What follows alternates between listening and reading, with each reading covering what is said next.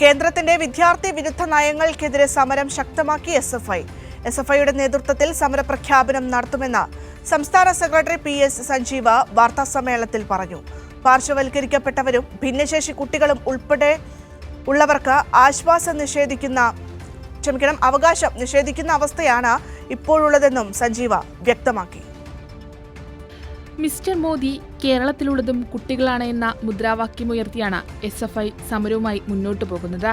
തിരുവനന്തപുരത്ത് വെച്ച് നടക്കുന്ന പരിപാടിയിൽ സമരപ്രഖ്യാപനം നടത്തും. CPIM സംസ്ഥാന സെക്രട്ടറി MV ഗോവിന്ദൻ മാസ്റ്റർ സമരപ്രഖ്യാപനം ഉദ്ഘാടനം ചെയ്യും. 3 ഘട്ടങ്ങളായി തിരിച്ച് ജില്ലാതലത്തിൽ കേന്ദ്ര സർക്കാർ ഓഫീസുകളിലേക്ക് മാർച്ച് നടത്തും. രാജ്ഭവനിലേക്ക് എല്ലാ ജില്ലകളിൽ നിന്നുമുള്ള വിദ്യാർത്ഥികളെ പങ്കെടുപ്പിച്ച് മാർച്ച് സംഘടിപ്പിക്കുമെന്നും SFI സംസ്ഥാന സെക്രട്ടറി PS സഞ്ജീവ് പറഞ്ഞു. ഈ കേരളത്തിൽ പഠിക്കുന്ന കുട്ടികളെന്താ? കുട്ടികളല്ലേ, വിദ്യാർത്ഥികളല്ലേ? ബേട്ടി പഠാവോ എന്നൊക്കെ മുദ്രാവാക്യം വിളിച്ചാൽ മതിയാവില്ലല്ലോ.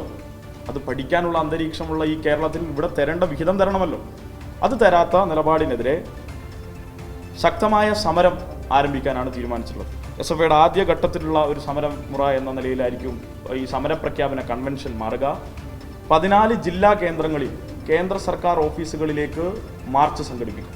1 ലക്ഷം മെയിലുകൾ കേന്ദ്ര MHRD മിനിസ്റ്റർക്ക് ധർമ്മേന്ദ്ര പ്രധാന് മുഴുവൻ ക്യാമ്പസുകളിലും മെയിൽ സെന്റർ രൂപീകരിച്ചുകൊണ്ട് SFI അയക്കും.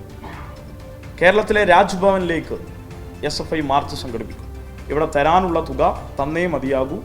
അത് തരുന്നതുവരെയും സമരരംഗത്ത് SFI ഉണ്ടാകും. കാർഷിക സർവകലാശാലയിൽ ഫീസ് വർധനവിലുണ്ടായ മാറ്റം SFIയുടെ നിരന്തര പ്രതിഷേധത്തിന്റെ ഭാഗമാണ്. കാർഷിക സർവകലാശാല വൈസ് ചാൻസലർ വിദ്യാർത്ഥി വിരുദ്ധ നിലപാടാണ് സ്വീകരിച്ചതെന്നും വാർത്താസമ്മേളനത്തിൽ PS സഞ്ജീവ് കൂട്ടിച്ചേർത്തു. ചില വിദ്യാർത്ഥികൾക്ക് അഡ്മിഷൻ എടുത്തതിന് ശേഷം അവിടെ നിന്ന് TC വാങ്ങി പോകേണ്ട സാഹചര്യമുണ്ടായി. തുടർന്ന് SFIയുടെ സംസ്ഥാന കമ്മിറ്റി തന്നെ നേരിട്ട് അവിടെ മാർച്ച് സംഘടിപ്പിച്ചു. 21 ഘട്ട സമരമാണ് കാർഷിക സർവകലാശാലയിലേക്ക് SFI നടത്തിയത്. വിദ്യാർത്ഥി വിരുദ്ധ നിലപാടുകൾക്കെതിരെ സമരം തുടരുമെന്നും സഞ്ജീവ് വ്യക്തമാക്കി.